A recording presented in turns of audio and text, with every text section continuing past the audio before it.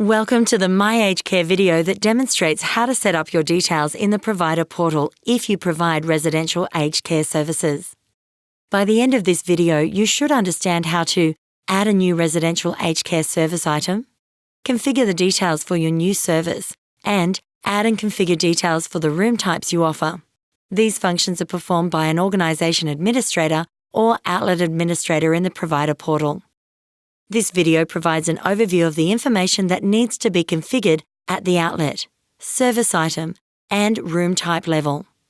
To add a new residential aged care service from the outlet administration page, click on Add Service Item and choose Residential Care. You will need to select if the service is funded, that is subsidised by the Australian Government, or non-funded, which means they are privately funded services. For funded services, a list of available service items will display based on your organisation's contractual information held in the department's National Approved Provider System, more commonly referred to as NAPS. To add the service again to another outlet, you must make it inactive against the original. The new service will then be displayed under the associated tab for the program type. You can then configure the status of the service. Operational means that the service information will be displayed in the Public Service Finder, and offline means it will not. If you are able to provide services, set your service availability to yes and status to operational.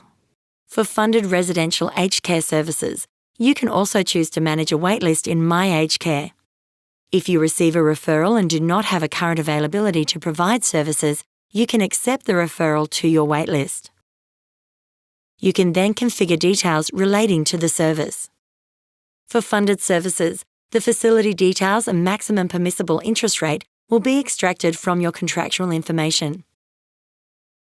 Indications of any sanctions or notices of non-compliance are listed View Only and will apply to all outlets with the same NAPS ID. You can tailor your service information to reflect the services you offer and if you cater to any specific language requirements. You can promote your business through photos or a link to your website. Any attachments will be provided to the department for approval prior to being published on the Service Finder, which will take around 3 business days. You can add a service description to reflect the services you offer, as well as add any additional service information. You can also configure what types of rooms you have on offer. From the room type page, you will need to enter general information about the types of rooms you offer, pricing information, as well as a description of the room and common areas. You will receive a confirmation that the room type has been added. You'll need to submit the room details and associated pricing information to the department for approval prior to being published on the Public Service Finder, which will take around 3 business days. You can review information about a particular service at any time.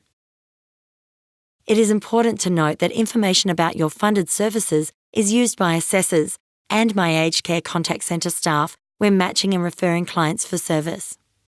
The information you provide is also displayed in the Aged Care Homes tab on the Public Service Finder.